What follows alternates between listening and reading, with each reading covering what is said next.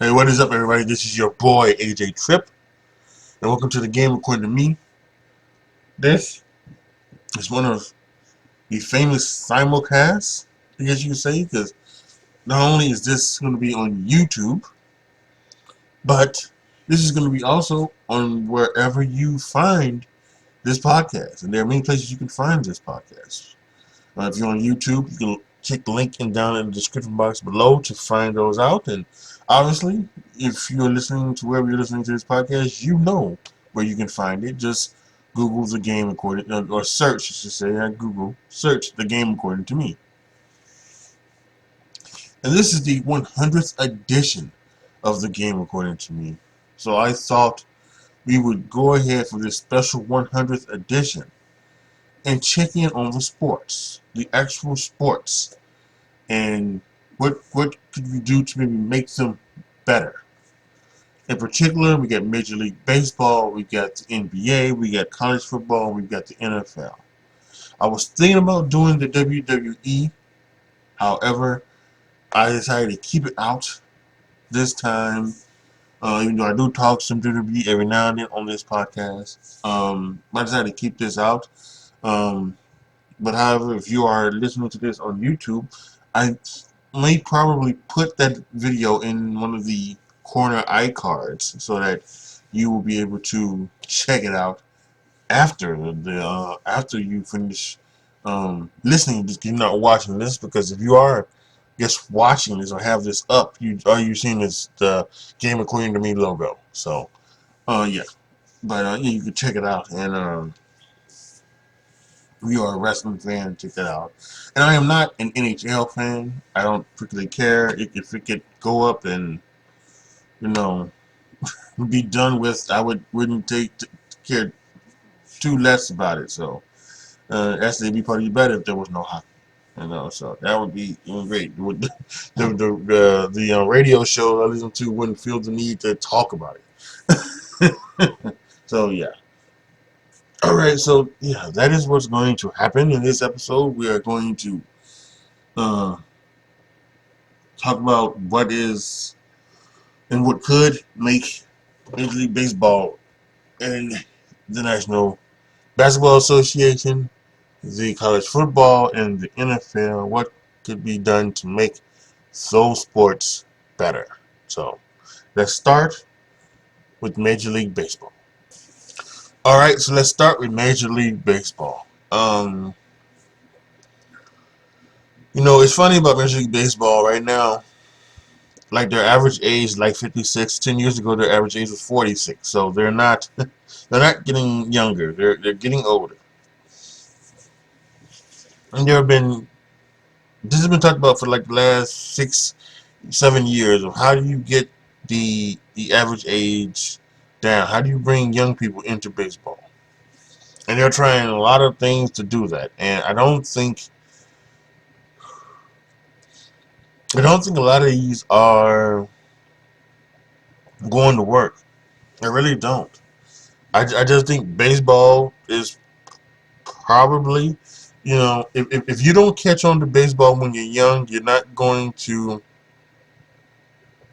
like it as you get older or anything like that. So the people who like baseball are the ones who something catches their eye and they catch on to it. Whether they're young or whether it's maybe someone like me who did not like baseball until Sammy Sosa and Mark McGwire had their home run race. I can talk.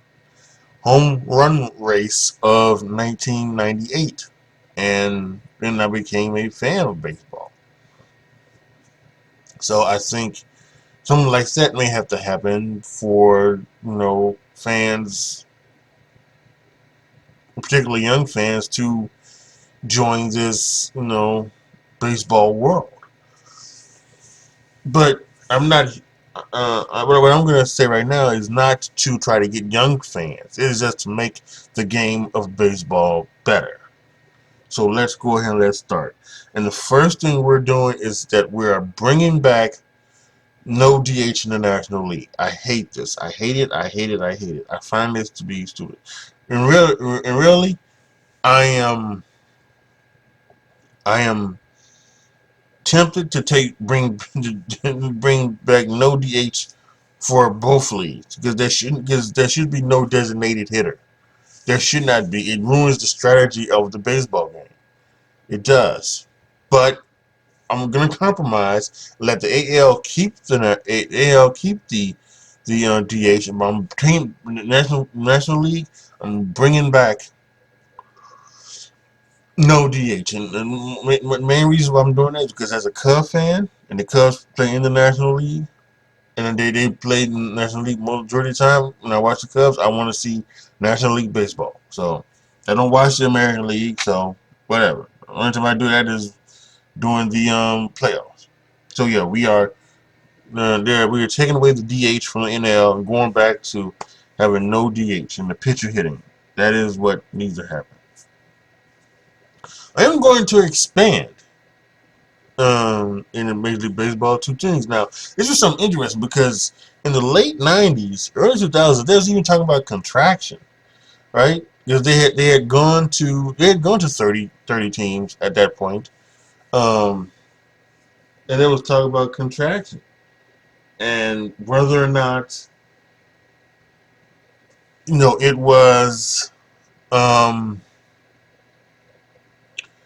if teams like Colorado Rockies, the Minnesota Twins, I think was maybe one of them, the Florida Marlins, even they had won a World Series in '97, even though they won a World Series, they were talking about, do they need to be contracted and go and is the pitching too thin? Or is there not enough pitching, not enough hitting? Because basically that was around a time when there was a lot of hitting, so there was a lot of talk about that. But now I think Major League Baseball is in a good enough place to where, yes, you could contract. And I think contraction helps in a myriad of places. I think it helps with the most things help with it are the teams. Again, I cannot stand the fact that there are 15 teams in each league, and let's make it an even number. Why are we doing odd numbers and irrelevant numbers and things like that? We'll get to that when we go to college football. Um, yeah, why are there 15? Just go ahead and add two teams, one in the National League, one in the American League, 16 teams. We can break that down then into having four divisions of eight. You can have a you can break it down however you want to break it down into. You can call it the NL. You go back to old school, maybe go to the NL East and NL West, or the AL East and AL West. So you can do that if you want to, but it just needs to be 16 teams each division, 16 teams in each league. Excuse me. Now, somebody asks, well, what team, where do you, what places do you want to expand to? I mean, there aren't a lot of many, and you're right, there aren't a lot of many. Vegas would be one place, and who knows, there might be another team from Oakland that moves to Vegas. That's Athletics. They've been getting no fans there, and so they may move to Vegas. But I think Vegas is one spot that you can expand to. Um, no, there are a lot of places. There are two teams in Los Angeles, two teams in Chicago, two teams in New York. I don't know. I don't know if there's another place out there that can use another team. I don't think so. I think you've got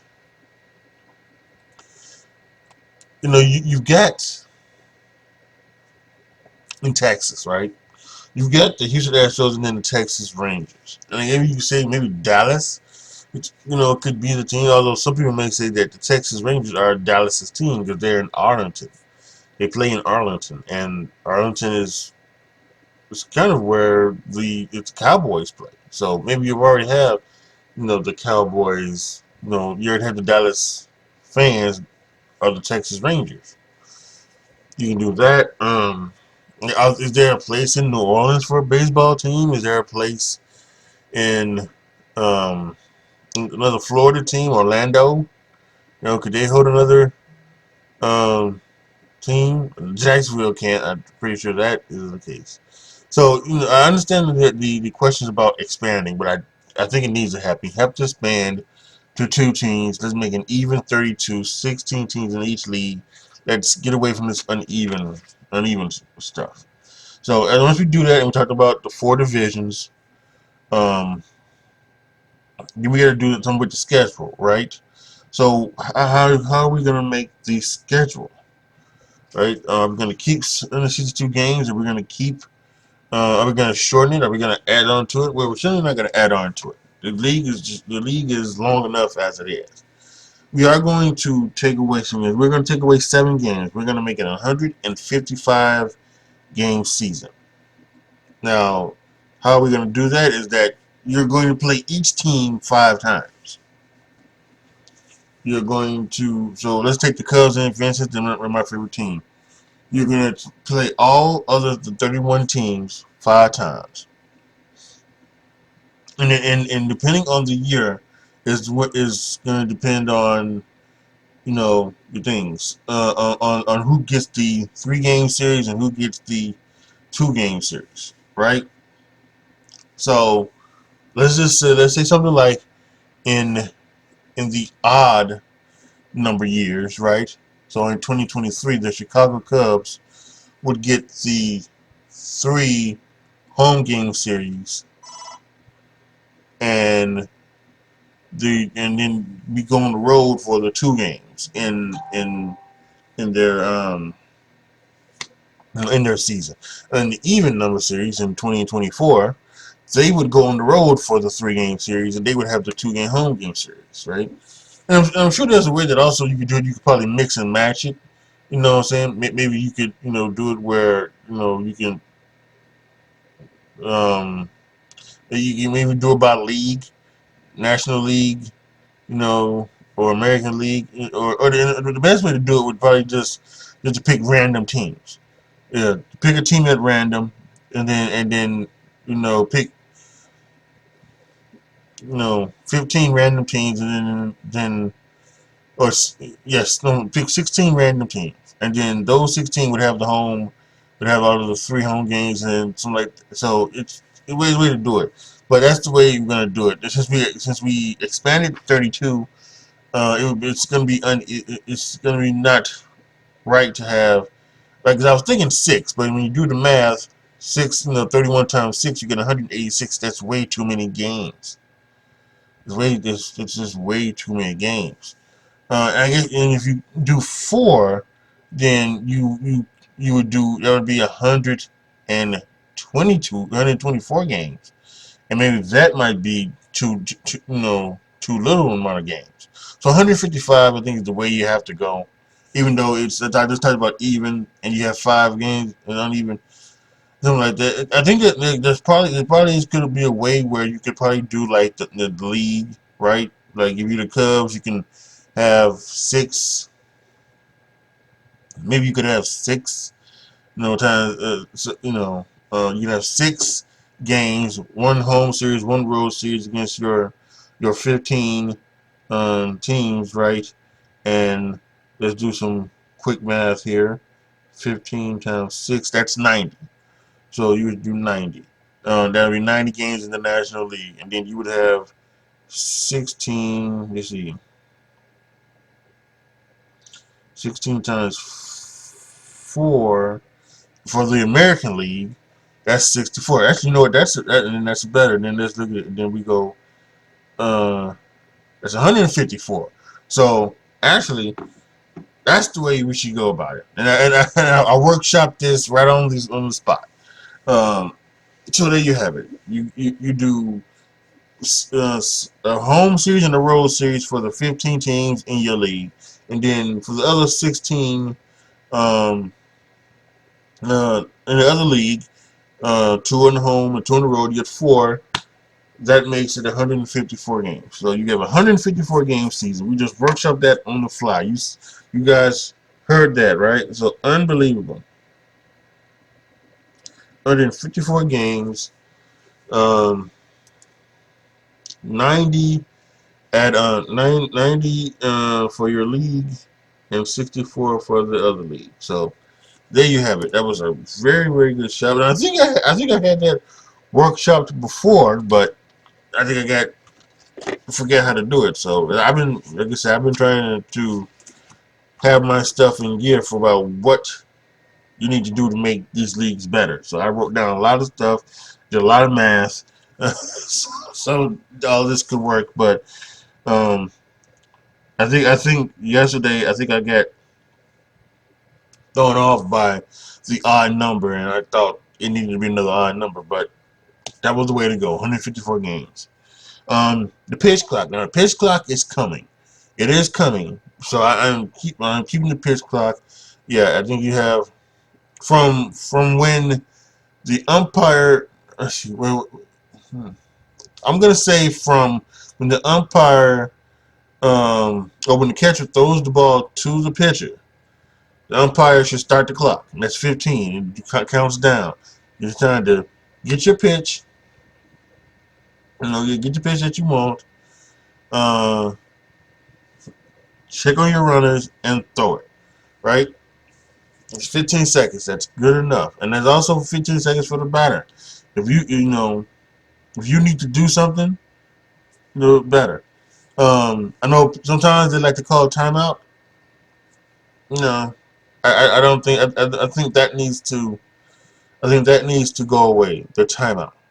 The timeout needs to be taken out because you know it's just it's not enough because yeah. So yeah, just if you're a pitcher, right? They have that thing now on your arm if you're a catcher where you can type it in and it goes to your ear about what the pitcher, the pitch that you want and the location, right? And then it tells you slider down and in or whatever. Down and away, this might be better for a slider. Oh, people don't do those sliders down and in to the opposite-handed batter. So if it says that, then okay, then that's what you do. And as a batter, yeah, you just have to get in there and hit. Stop with all the machinations, fixing your gloves and whatever else that you're doing. Apologize, I'm about to sneeze. I guess not. So yeah, the pitch clock has got to be one of the ones. And if the pitch clock runs out, if you're a pitcher, it's an automatic ball. So if it's 3-2, a full count, and you don't get the pitch off in time before the clock ends, that's going to be a ball. 4 balls, batter can take his base. Same thing for the batter. It's going to be a strike. If it's 3-2, and you're not ready for the pitch, you know, then it's a strike. Although this is the pitch clock, this isn't a batter's clock, so you may have to workshop that and figure out something like that. But you know,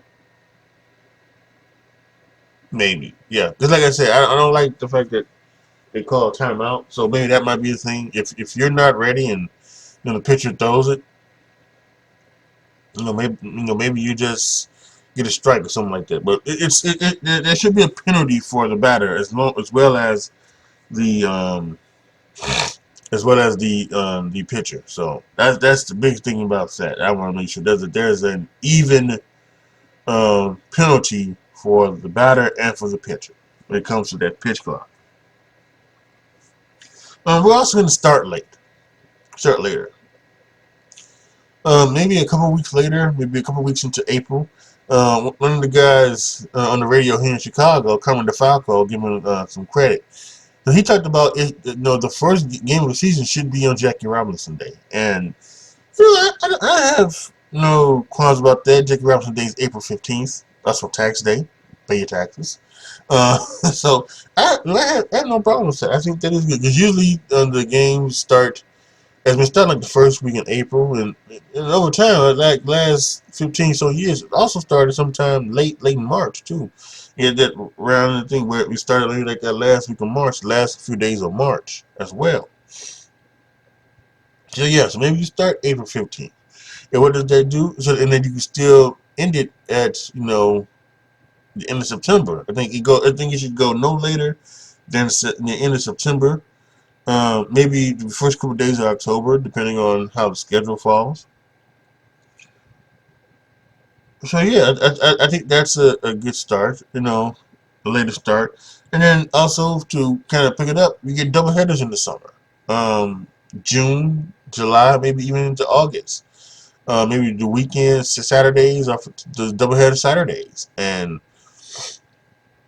and maybe that's one of the good things where it's just you get where you get the off days. You get a Friday off day for a doubleheader on for a Saturday, you know, and you don't have to worry about the rosters for that, something like that, because I've got the rosters playing too. That's another part of making Major League Baseball better.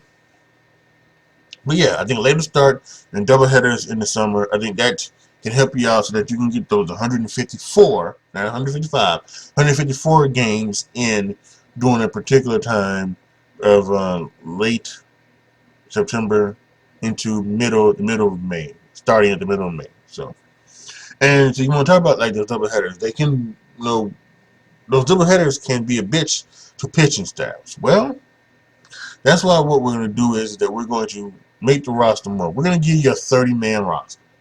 30-man Major League roster. Yeah, 30-man roster. So hopefully you will be smart enough to carry 15, 16 pitchers. Now, there was a part of me that because the roster used to be 25. I think it's 2060, maybe 28 now. Like I said, just go to 30-man roster, but but you needed uh um for like from the 25-man normal roster, and then those five pitchers would just be extra five players would just be pitchers. I thought about that, and they would be like emergency pitchers for for like long rain not rain delays, but long extra inning games and for double headers. But I decided no, just make it a full 30-man roster, and hopefully these clubs will be smart enough to do that. Now, the NFL a couple years ago, maybe almost over a dozen years ago, actually, they changed the rule. It used to be a 45-man roster. It used to be a 45-man roster. Now they upgraded to a 46-man roster, and the reason why they did that was so that because what teams were doing was teams were making their third quarterback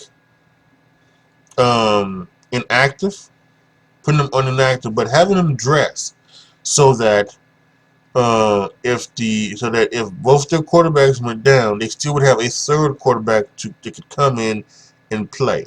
And then there was also that rule that if he came in before the fourth quarter, the other two couldn't play. I think they've gotten rid of that rule, which is right. Now that's what that happened. So they upgraded 46 so that they did that just so that your third quarterback could be active. And what do the NFL teams do? The dummies that they are, they most of them have gotten rid of the third quarterback altogether, and they've taken that extra 46 spot to add another player, and just knowing and teams have not been screwed by that. But yeah, there's going to be a time where somebody's going to have um somebody's going to have two quarterbacks. Two quarterbacks are going to get injured, and then someone who's not a quarterback is going to have to play because they don't have a damn third quarterback. So I'm hoping Major League Baseball team players will be smarter in this scenario where I give you a 30-man roster, and I'm not going to say that five of those must be emergency pitchers. I'm just hoping you're going to be smart enough to take to take 15, 16, maybe even 17 pitchers on your roster and have it for those double headers and those long inning games, instead of doing something where you still only take, where you still only take, 12 pitchers and you have 18 position players. No, please don't do this in my Major League Baseball league.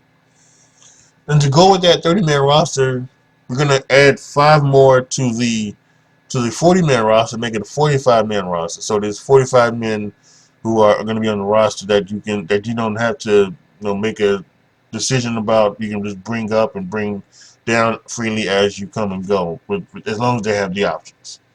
So yeah, so there you have it. Those are my ideas for Major League Baseball. Run over through them real quick. We're getting rid of the DH in the National League, keeping it in the American League if you want it, but definitely National League, no DH. We're expanding to 32 teams, 16 teams in each league, two divisions of 8 in each league. 154 game season. We shop that live as we did this recording. Pitch clock. We bring in the pitch clock, and if we don't, we're going to find a way to penalize the batters with the pitch clock, but definitely with the pitchers, if we don't get it off in time, you're going to get the ball. We're going to have a late start in the middle of April. Have double headers in the summer, so that all 154 game seasons can be done by at the very earliest October 4th, October 5th, again depending on how the schedule falls. And the 30-man rosters for the club, and then 45-man rosters for the team to bring up during September call-ups and everything like that. So there you have it. That's how I'm fixing Major League Baseball. Let's fix the National Basketball Association. So next, the NBA, right? That's do something to make this league better. And this is already a great league. We're just coming off of Game 3 in the NBA Finals. Boston Celtics up 2-1. Um, it's been a fantastic season. And the NBA is really good. It's a very good alternative. They don't have any problems with getting young folks as the MLB do, but sure, it's not great. So let's go ahead and make it better. Again, we're going to expand. We're going to add 2 teams. Now, I think this one. I think this one is obvious. The NBA does need to expand. They need to bring a team to Las Vegas, another team to Las Vegas. And they need to and they need to add one back into Seattle. Seattle was always a great basketball city. They love the Supersonics, and it's a great sports town. They support the Seahawks and the Mariners, and they can support another basketball team. So I think you need to bring another basketball team to Seattle and a basketball team to Las Vegas. By doing that, you can move Minnesota Timberwolves to the East Coast where they should be. There's no reason why they should be in the Western Conference. And same thing with Memphis. Now, understandable that Memphis was originally the Vancouver Grizzlies, and then Vancouver couldn't hold them, so they needed to move them to Memphis. But still, there's no reason for Memphis or Minnesota to be in the Western Conference. So, we're doing that. Everything is the same. We're doing the same thing here.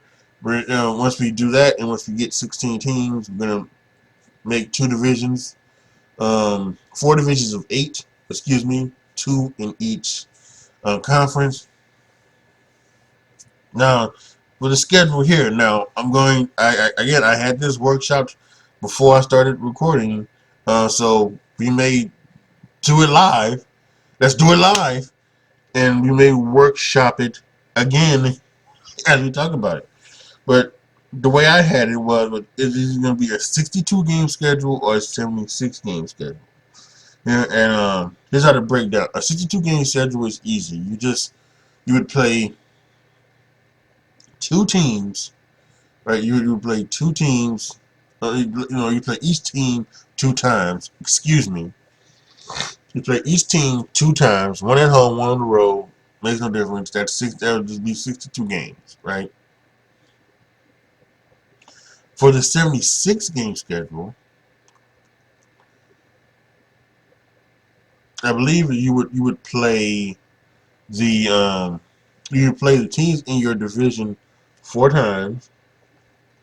Let's go ahead and bring the calculator out again.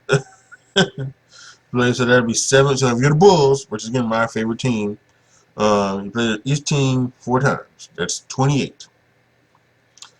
And then you'd play the other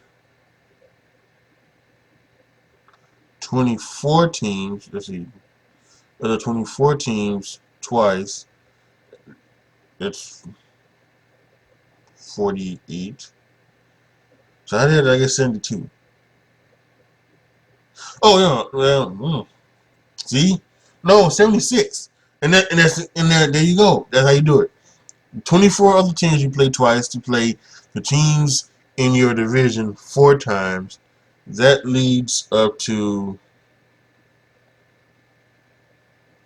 76. So yeah, I was looking at 62, not thinking it was 72. But yeah, so that's how you get the 62 and 76 game schedule. I think the 76 game schedule is best. Right now they play 82, taking 6 games off. It's still enough. There was some talk about, and they've been debating on First Take, where this league will play 58 games, and that just makes no sense to me. No, that's it's you know as of right now, the best thing for them to do would be to play 66, and that's a lot easier. 66 with this 30 team, right? Because right now you play the teams in you play the 4 teams again. You talk about the Bulls, but just on the Bulls, if you're the Bulls, you play the 4 teams in your division 4 times. That's 16. The other 25 other teams you play twice. That's 50 games, and then that's how you get 66. So if you're gonna get rid of games, you go to 66. It's so easy. It's totally so easy to do. And in my league, and what they should do now, we're not doing these mid-season tournaments. That is one of the most stupid things you can ever think of. Adam Silver is trying to be a more league, but he's doing way too fucking much. There's no sense for a mid-season tournament. No. There's absolutely no reason for a mid-season tournament. No. There's no reason for it. Um, owners need to vote no. Players need to vote no. Do not do a mid-season tournament. I don't care what type of money it brings in. We don't need that much money. So stop it. We're eliminating the play-in. The play-in game. It's even though the last couple of years it's been nice and exciting. Sometimes it's stupid. Again, it's stupid. It's just stupid. There's no need for the play-in. The top 8 teams in each conference make the playoffs. Point blank. Period. End of discussion. Let's not try to jimmy it up. This isn't baseball. This is basketball. You're a wonderful company with tons of future ahead of you, marketing potential and everything like that. Stop it. You don't need to do tricks like this. We're eliminating the play-in. Um, so for the draft, we're going to make this a option. You can right now you need one and done. You got to go to college for at least 1 year. So we're going to change this. We're going to say that yes, if you want to come from high school, you can come from high school. But if you go to college, you need to stay at least 2 years in college. No one and done. If you go to college, you need to stay at least 2 years before you are eligible to enter the draft. But you can come out of high school or something like that. And we understand that most people are going to come out of high school with that option. But that's okay. Because I also have another plan. Um, if you're drafted and you come out of high school, you have to spend 1 year in the G League. No matter if you're ready or not. You have to spend 1 year teaching. All teams, I believe, have an affiliated G League team. Or if they don't, they can send players to any G League thing. I know, like the Bulls have the Windy City Bulls. So I think, and they can, grab people from there from the Windy City Bulls. But yeah, so if you are drafted from high school, um, you have to spend at least 1 year in the G League. that gives you the option, right? So I come out as a high school now. People still will because of the money, right? They're gonna get paid a lot more than they're gonna get paid in college, more than likely, with the new NIL. But if you come to high school, you're gonna get paid. You're gonna have making a nice chunk of change. So people still come, but they're gonna spend at least 1 year in the G League. So I think that's a good compromise for those two. So again, you can come out of high school, but you're going to play 1 year in the G League, or you can go to college and wait 2 years before you can come out of the draft. Speaking of the draft, we're going to have an even lottery. None of this stuff where the the worse you are, the more balls, ping pong balls you get. No, because again, that encourages in tanking, and tanking is bad for every sport. It sucks. Baseball right now, Cincinnati Reds are tanking, you know, and it sucks for all the Reds fans. And we've seen what happened with Philadelphia. It took several years of tanking before they actually got somewhere reasonable, right, for the 76ers. And a lot of those players they took, didn't turn out. Like Joel Embiid was the only one, I think, and then that it really turned out. Even though Michael Carter Williams won Rookie of the Year, he hasn't been the same since. So it's it's ridiculous. So we're gonna have an even lottery for the non-playoff teams, an even lottery, and we can do the things that we can do. Maybe we can even say this: you can have a lottery for just the number one pick, even lottery for the number one pick, and whoever gets that pick, then from 2 to um 16. In my name is 32, but it's from 2 to 16. It's just an order of your record. It's an order of your record. And that's the way they do it anyway. They only choose 4 now. They used to choose 3, now they only choose 4. Once they choose the top 4, everyone else falls in line for record. So that's the same way you're doing here. You can either pick the top 1, or you can do top 5, which I think is a better start for me too. You do the lottery for the top 5, and I actually think that's what it should be live, right? I think that's what happening. It should be live. Since it's an even lottery, there's not a number of Powerball balls. You should just do it live, right? You should, or even just do one ball, so that when you turn on the first one, the 5th pick belongs to the Utah Jazz. Okay, so then when you go to the 4th one, you take out the Utah. Everyone before you take out the Utah Jazz. You take out that ball, or you leave the ball in. If it comes with Utah Jazz, you can take it out, and then let another ball pop up, right? Whatever that is. So I think top 5 is good. So even lottery for the draft. And here's another one I think too. We're going back to the Eastern Conference versus the Western Conference for the All-Star game. That we done the schoolyard pick and Team LeBron versus Team whoever over these past years, and it's kind of time to, as it's been all right, and it's been okay. Team LeBron is winning. He's won everyone, so it's kind of time to stop that. Some people want a USA versus the world, but there's not enough world all stars. There just isn't. This isn't, because if you look at the all stars from this year, right? How many were from different places? Maybe 5 or 6, maybe.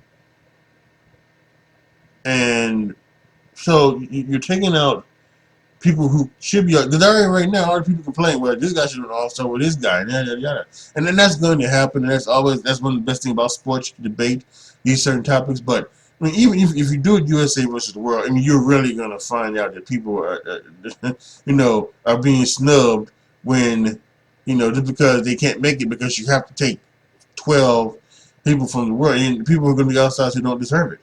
So we're gonna keep Eastern Conference and Western Conference. No schoolyard pick. No team LeBron versus team whoever. And we're going to also bring back the old jerseys. We're not gonna have these people wearing these jerseys. No, we're bringing it back old school like the way it was in the mid '90s and early 2000s, everything like that. You wear your jersey. And if you're the home team, you wear your white jersey. If you're the road team, you wear the color jersey. That's it. Okay, that's what we're gonna do. Stop with the schoolyard pick. Stop with thinking about USA versus the world. It ain't gonna happen. So, okay, really quick to recap my my topics to make the NBA better. We're expanding 2 teams, more than likely to Seattle and Vegas. Meaning we're having 4 divisions, 2 in each conference, 4 divisions of 8. We're having either a 62 or a 76 game schedule. I think a 76 game schedule is the best way to go about it. That would be the best way I think it happens. You play the 17 in your division 4 times. You play the 24 other teams not in your division. You play those teams twice. That's how you get 76. We're eliminating the play-in. That's not happening anymore. An even lottery, with you can go like with the top five, which is what I prefer, or even top 1. That would be okay with that. No mid-season tournaments. If we're stopping to talk about that, that's not happening. We're bringing back the All-Star games to the Eastern Conference, Western Conference, and players will be wearing their own jerseys in their All-Star game. It's just like they've done it before. None of this other jerseys and anything like that being made by the Jordan brand or whoever else. And when it comes to the draft, you can come out if you are a high school kid. But if you do come out and you're drafted, you have to go to the G League for 1 year. And if you don't come out of high school, well then you go to college. Well, you are you have to go for at least 2 years. I would be I also be willing to put here. I would the something just came up, and I would be willing to say here that if you are someone who says, well, I'm not gonna go to the G League, or um, I'm not going to college. Either one is I want to play NBA basketball. I want to play pro basketball. Um, like Brandon Jennings did 1 year. He didn't want to go to college, but he went and played pro over a year. Well, okay, that's fine. But you're gonna play. If you're gonna do that, then you're going to have to wait the 2 years. You're gonna have to wait the 2 years.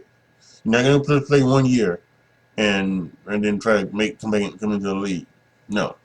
If you're gonna go overseas and play basketball, play pro basketball, that's totally fine. But you need to be 2 years from your high school graduation before you enter the in an NBA draft. That's how it's going to be. So let's just talk about that as I was saying, as I was recapping my draft stuff. So yeah, that's is what's going to make the NBA better. Let's get to college football and let's stir this hornet's nest up. Okay, so for college football, wow. Okay, how do we fix college football? Well, who knows, right? But I think here's where we start off with, right?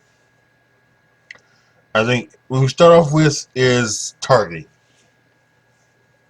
I'm I'm not a big fan of the thing where if you are called for targeting and it is held up in review, that you are disqualified for the game. Um, and then even have some things where if it's in the second half, you're disqualified for the first half of the next game. I'm not a big fan of that. Here's what both the NFL and college football have gone with over like the past 5 or 6 years, right? They implemented the 2 unsportsmanlike penalties, almost like the 2 technical fouls in the NBA. So if you get 2 unsportsmanlike penalties, you are ejected from the game. I think targeting should be, it should be an unsportsmanlike penalty. So if you're called for targeting, and they review it, and the review is held up, then it is um, one, a sportsmanlike penalty for whoever did the targeting, and that goes to one. And if he already has one, and he gets that targeting one, yes, then he is ejected then. But he should not just be ejected just because he targeted. Because this game is so fast and so furious that sometimes he's not trying to go for the head, but the receiver puts his head down, and then it does helmet to helmet contact, and it's helmet to shoulder contact. So it's there needs to be some leeway there for the defense as well. So we're starting off with targeting. We're getting rid of the DQ, and we're making it an unsportsmanlike penalty. And that goes to one of your two unsportsmanlike conduct penalties. Um, so basically, it's a it's a really good game. I think one of the things to do, and we're gonna talk about this with the NFL. Uh, I think we're gonna get rid of the automatic first down for illegal contact. Yeah, that's there's no reason for that. Illegal contact, 5-yard penalty, automatic first down. No, we're getting rid of automatic first down. Illegal contact, defense, 5 yards, still first down, or penalty is declined, first down, whatever. We got whatever it is. So that's what we're gonna do there. Um, I think we're going to, because most of the times the some of the rules that the NFL takes, college football takes from the NFL as well. I'm not sure about the kickoff rule, but here's what we're going to do. We're going to do this with the NFL. We're going to do it here as well. We're going to move the kickoff 5 yards.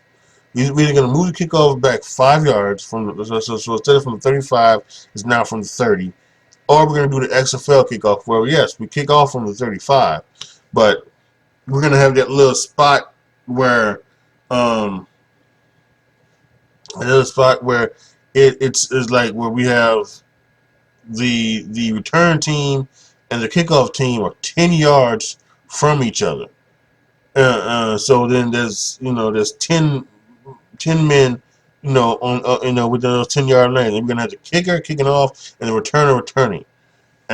So when the XFL was going on, I like that. I like that. The fact that I thought it was a safer way of doing it, and a lot of things in the XFL before COVID hit and they had to cancel. A lot of things were working in that league, and I really enjoyed it. It's a shame COVID happened and the league had to be defunct, but Dwayne Johnson and his ex-wife Danny Garcia are going to be bringing the XFL back next year. So. It should be fun. I cannot wait. Anyway. So yeah, that's what we're gonna do for there. Um, Kicking it out of the end zone will be the same as kicking it out of bounds. There's gonna be a penalty, and um, it's going to be a penalty, and it's going to be um, spotted at the 40-yard line. So that's what's gonna happen there. Uh,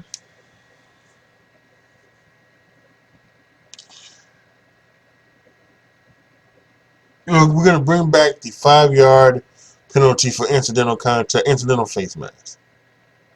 I wasn't a fan of them getting rid of the 5-yard because you have an incidental face mask. Yeah, I mean, because you're trying to grab on a physically strong player to bring him to the ground. So yes, you may incidentally grab. It's not like the grab and turn. The grab and turn or the grab and pull down. Yes, that's a 5-yard penalty. But if you just put your hand accidentally on the face mask and you don't really do anything, as you're trying to go down to the collar to the jersey to bring them down that way, then yes, incidental 5-yard. We're bringing that back. 5-yard incidental face mask penalty. So now let's talk about it. We're talking about the college football playoff. Right? So how are we going to do the college football playoff? Well, first of all, we're not doing 12 teams. Again, and I mentioned this shortly with Major League Baseball Major League Baseball. I was talking about the uneven numbers and the odd numbers, right? Because there's well, why the fuck? I'm gonna curse here, and I'm sorry. I'll make this not safe for work. But why the fuck are you trying to make a 12-team playoff? That's so stupid. You have it right here in front of you. There's two ways to go about it. It's an 18-team playoff or a 16-team playoff. This is stop with the foolishness, right? So here's how we're doing it, right? So here's how we're doing it with the 18-team playoff. Um, some people say that you can rank them 1 through 8. The college football committee will rank the teams 1 to 8, and that's how you do the 18-team playoff. And I guess I would be okay with that, but I still think there are some problems with that one. There's just some problems with that one. I personally think the best way to do an 8-team playoff is the Power 5 conferences, right? Who gets each team who wins their conference in the Power 5, they get an automatic spot. The Group of 5, the highest ranked Group of 5 conference winner, they get an automatic spot. And then we have 2 wildcard teams that the committee will check and see who are most worthy of making it into those wildcard spots. So I think that's how you go. And then when you do it that way, you can also have the bowls a part of it. In particular, um, the four classic New Year's bowls, right? The Rose Bowl, the Sugar Bowl, the Orange Bowl, and the Fiesta Bowl, right? You can have those, and you can go back old school to like having them being conference affiliated, right? So where the Rose Bowl, it would be the Big Ten champion versus the Pac-12 champion. For the Sugar Bowl, it would be the SEC champion, and they would face maybe um, one of the wild card teams. The Fiesta Bowl, you would have um, the highest group of 5. They would take on the Big 12 champion, right? In the Orange Bowl, you would have the ACC champion taking on, or maybe the Orange Bowl, maybe it's the Big 12. I mean, the Orange Bowl, maybe that's their affiliation. Yeah, so the ACC champion will take on the Group of 5 champion in the Fiesta Bowl. The Big 12 in the Orange Bowl would take on the second wild card team. And then once you do that, and you watch those 4 games, the college football committee will reconvene, and they will then re-rank the 4 teams that won. And 4 would face 1, 2 would face 3, and then once you do that, you have the college football champion. So I think that's the way you go about it. And I think that's how you would want to do the 18-team playoff. Like I said, going 1 through 8, I guess it's okay, but it's not the ideal situation. What I'm just talking about is the ideal way you do the 18 playoff. Now, if you're gonna go ahead and go large and go 16 teams, that's the most fair way to do it. Then I have no problem with that one either. But you don't go 1 through 16. No, you don't do that. Again, we're talking. One of the reasons why they came with the playoff was they wanted this playoff to kind of have the NCAA March Madness feel to it. And one of the things about the March Madness feel is that you want those upsets. You want some of those mid-majors and those teams to come out of nowhere. Who was it this year? It was the Eagles or the Penguins or somewhere, right? They made it all the way to like the Elite Eight, I guess, if I can remember correctly. Came out of nowhere. They was from Jersey, and you want them to, to have a run. So we talked about in the 8-team playoff, we have the group of 5 team. So you can do that. So in the 16-team playoff, the way you get that is that you do the same thing. There are 10 conferences. The 10 conference winners get the automatic bye. And then you have these 6 wild cards. Those 6 wild cards will be, they could be from anywhere. Once again, the playoff committee will choose which 6 teams are best slated for the wild card. So I think that that's the best way to do the 16-team playoff, right? Um, and some people may wonder, well, what happens to all your independents? Well, listen, I looked at independents. You get the big ones, right? You get Notre Dame, BYU, and Army. And there's a couple other ones too. There's like University of Massachusetts, University of Yukon, New Mexico State, and I think there might be one more independent.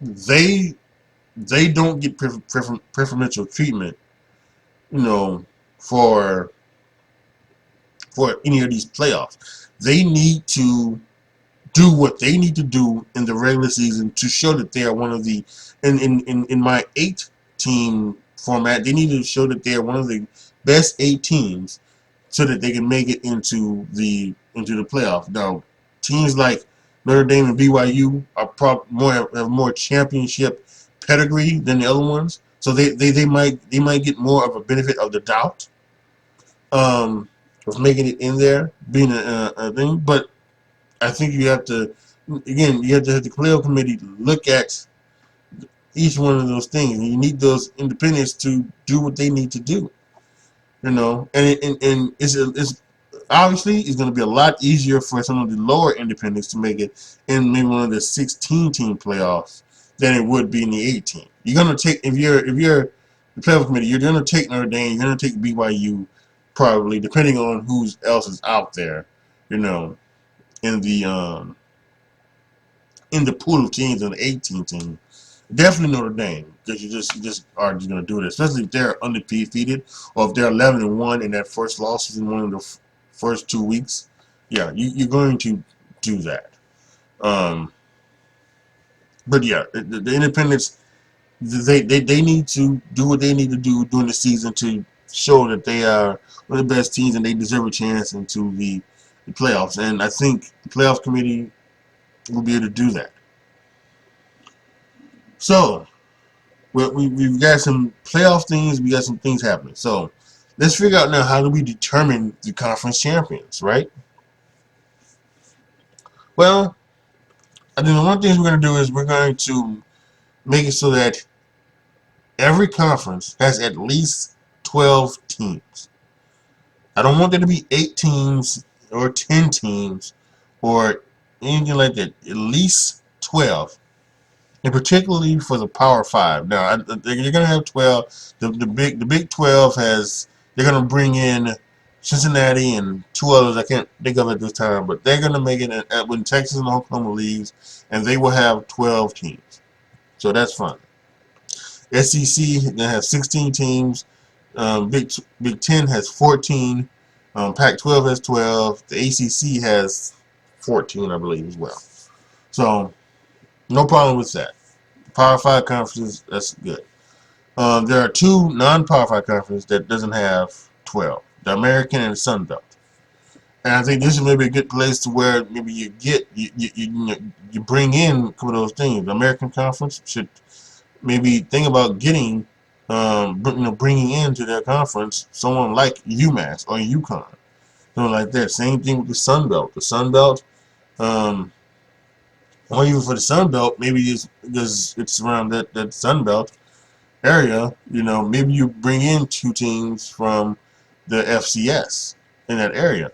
I've always thought that why not bring in Grambling State and Southern. Grambling State and Southern, they're probably one of the two most um, prestigious HBCUs in all of college football. Their game they play on NBC at the end of the year, and even in fact, I even think that most of the time, depending on how good they are, they will skip the playoff, the FCS playoff, to make sure that they're able to play each other in that Bayou Classic. So why not just bring up Grambling State and Southern? You can bring up Jackson State. Now that's got Deion Sanders is in, down there. Georgia Southern. No, I actually think Georgia Southern is already in the Sun Belt, or in the FBS. But there are plenty of HBCUs that are down in that Sun Belt area that would be perfect to join. And I think Grambling State and Southern is the class of them all. Jackson State as well. History of not only Deion Sanders being their coach, but the history they have with Walter Payton and everything like that. So I think that would be good. So with these playoffs and everything like that that are happening, and all of the conferences realigning and things like that, we are going to change some of these ways that these Power 5 conferences do their schedules. Because I talked about this in a prior video before. I may link that if you're watching on YouTube, watching or listening on YouTube. I may link that, put that into a corner iCard itself. But I cannot stand the way that these teams, like they put on these cupcakes, in the early in the season for their homecoming team. Why is Clemson taking on, Alberta, something like that, and why is Alabama facing Alabama A&M? Or the Citadel. That's one of the beat downs every year. The goddamn Citadel, gets beat up, every year for some cash. And I understand why some people may say, well, you don't want to get rid of that, because it is Alabama and Clemson and Auburn and a lot of these teams. They pay good money to beat up, to bring these teams in to beat them up, and then they take it, because that's how they're gonna get their money, right? They're not just gonna get what might be 30 million. You know, you might not just get 30 million, out of nowhere, but they're gonna get 30 million from Alabama so that they can come in and get beat by 100. I understand that, but I think for the betterment of the college football, in particular the FBS, Power 5 conferences should not be allowed to play FCS teams. So I'm putting that in there. If you are in the Power 5 conference, you're not allowed to play FCS team. Now, if you're in other conferences, or if you're an independent, yes, you can play an FCS team. You can bring in the Citadel for your thing. You can bring in Alabama A&M. You can bring in whatever else, Eastern Washington, whatever else. You can bring them in.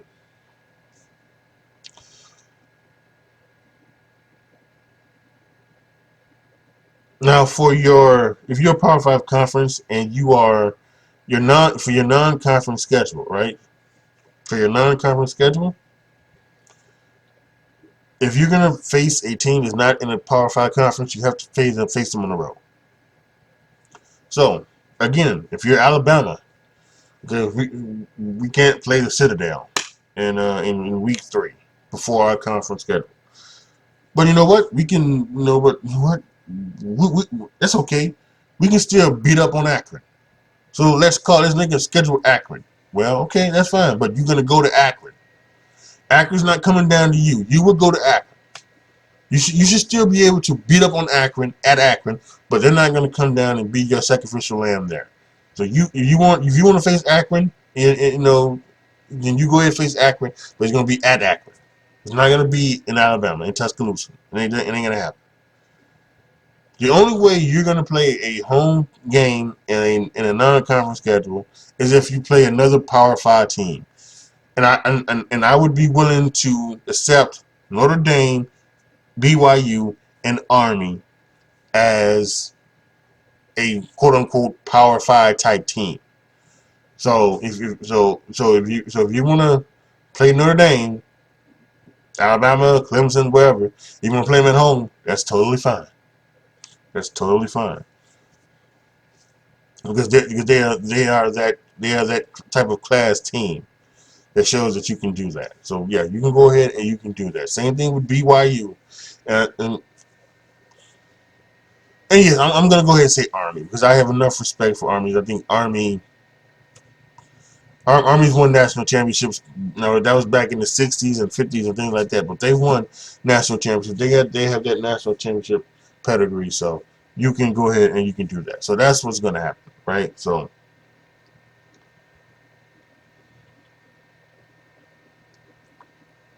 let me look here. I think I have got everything um everything fixed college football. So let's go ahead and let's recap it really quick. We're getting rid of the DQ for targeting.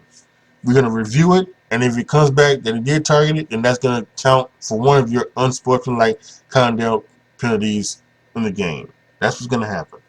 Um, we're bringing back no automatic first down for illegal contact. We're bringing back we're bringing back the kickoff 5 yards, and we're gonna do the XFL thing where it's like the kicking team is at the 30-yard line, the receiving team's at the 20-yard line, and we're going to do that. If you kick the ball out of the back of the end zone, that's going to count for being kicked out of bounds. The receiving team starts off at the 40. Um, to the playoffs, 18 team, or 8-team playoff, or a 16-team playoff.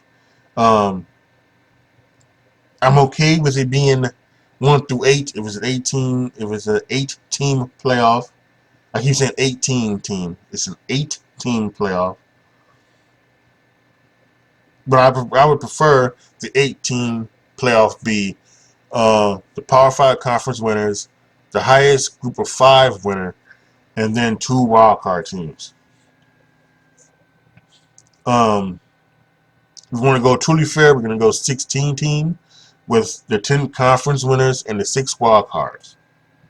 And going back to the 8-team playoff, we're going to use the bowls as well, the traditional New Year's Day bowls, of where we'd have things where like the Big Ten team face the Pac-12 in the Rose Bowl.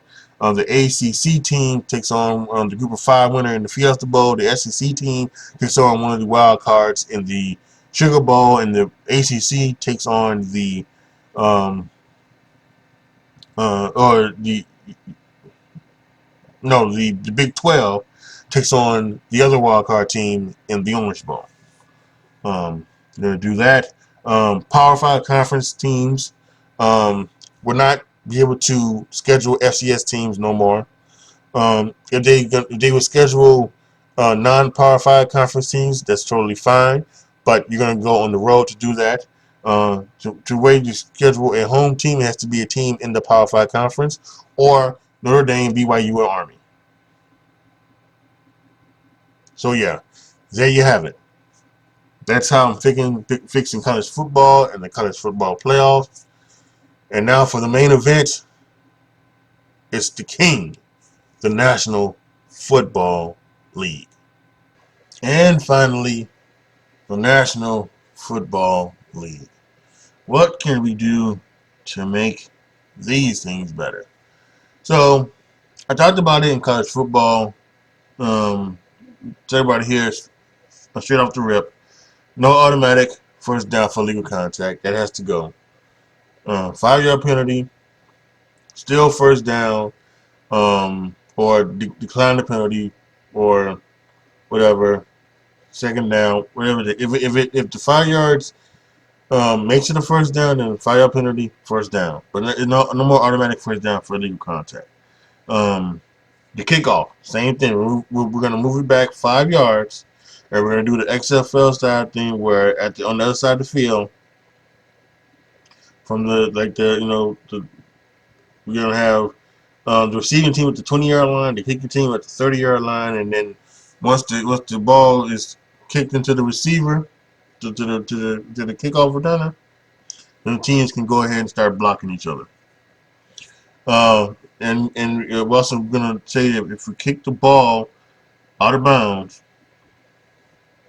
it'll be 5 yards.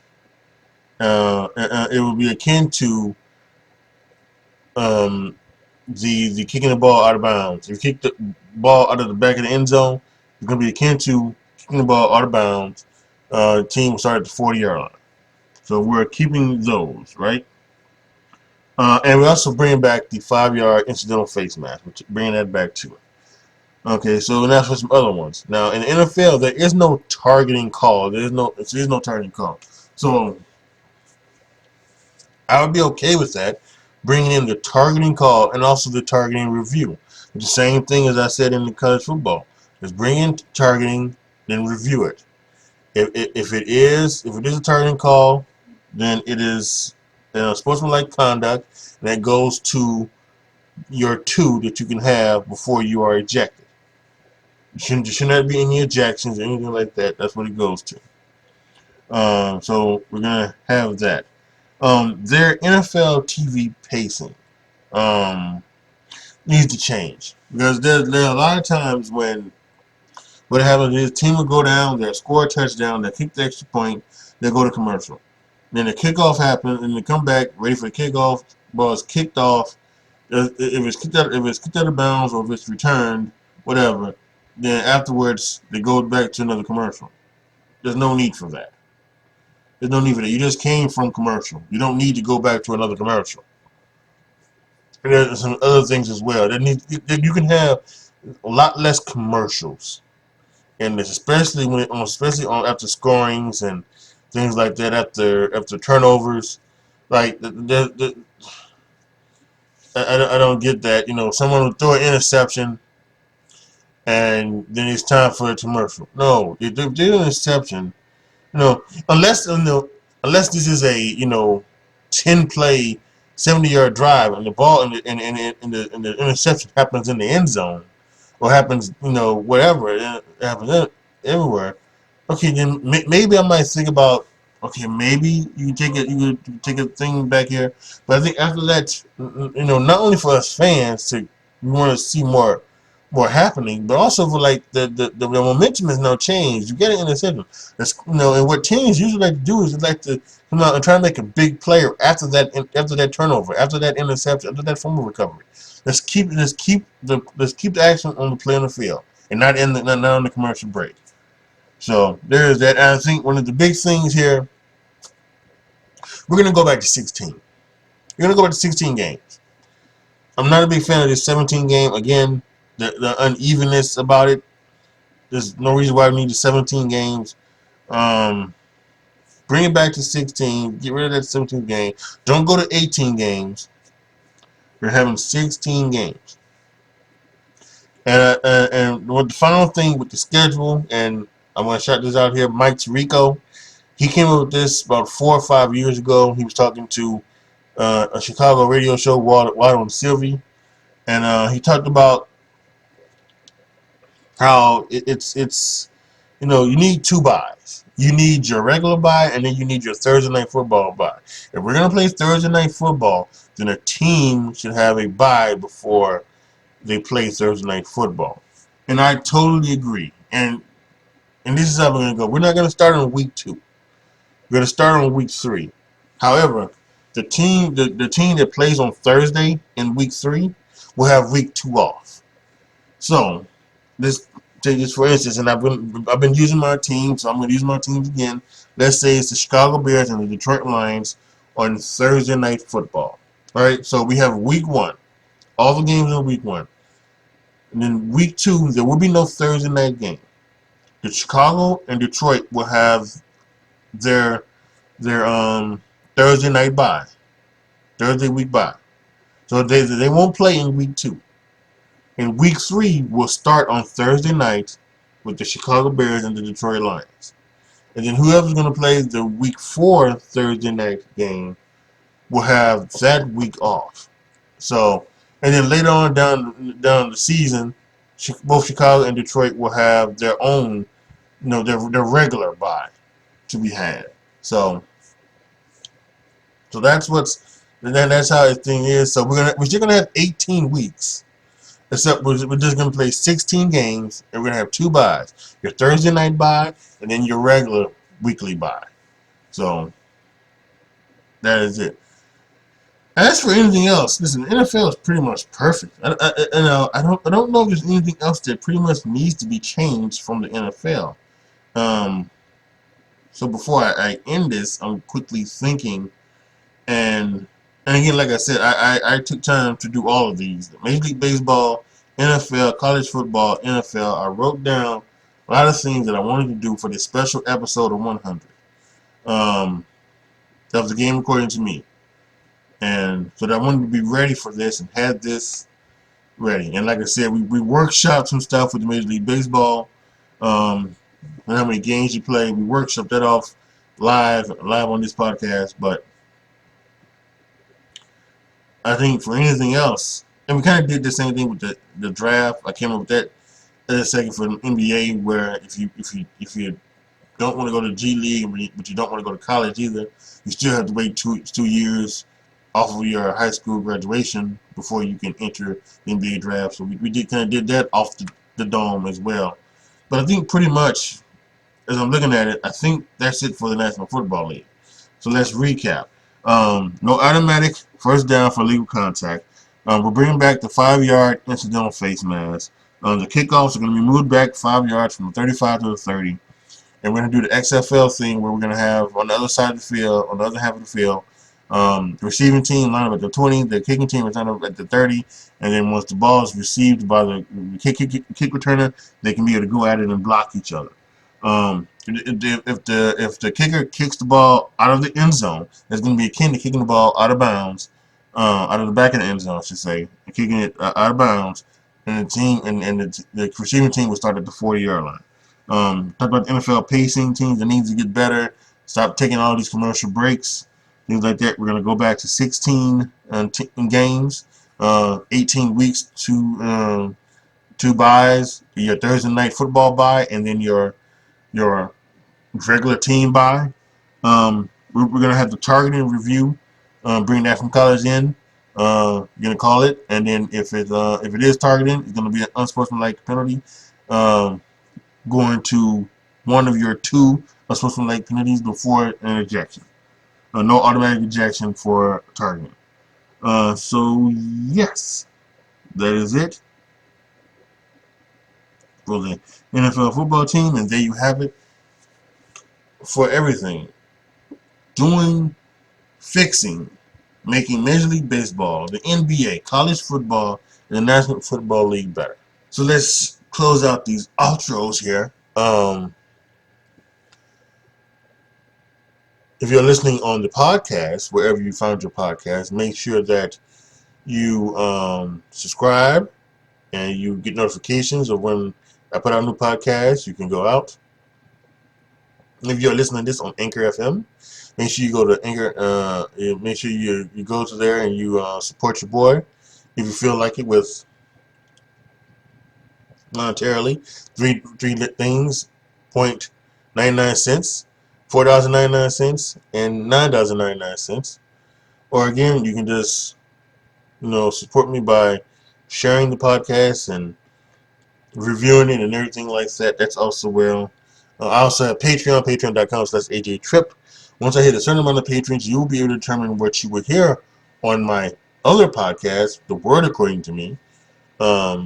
Check your favorite podcastings because I'm sure The Word According to Me is on there as well.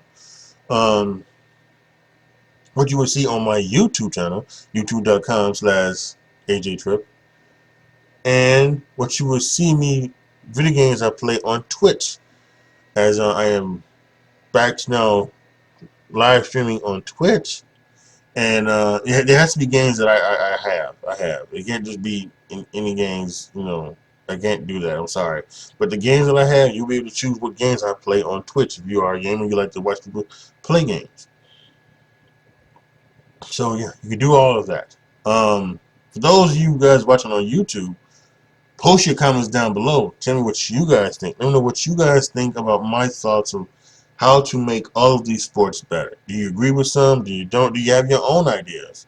Post them down in the comment section. Make sure you click the notification bell on YouTube so that when I put out a new YouTube video or when I go live reacting to the wrestling that I love to do, you can make sure that you can go there so that you get the notifications to your phone, to your tablet, whatever.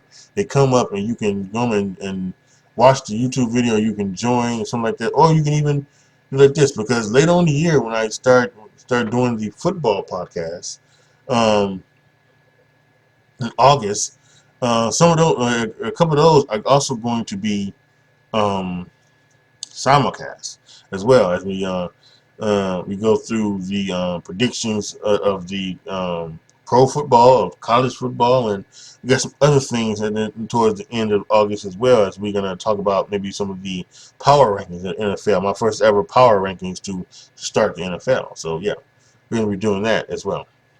All right, and we're gonna be doing that for simulcast. So like the video, share the video, subscribe to the channel, subscribe to the podcast. And as always, thank you guys for watching and listening, however you are taking in this podcast. It is your boy, AJTRIP, signing off. As always, be good to each other, y'all. Be careful out there. And I am out.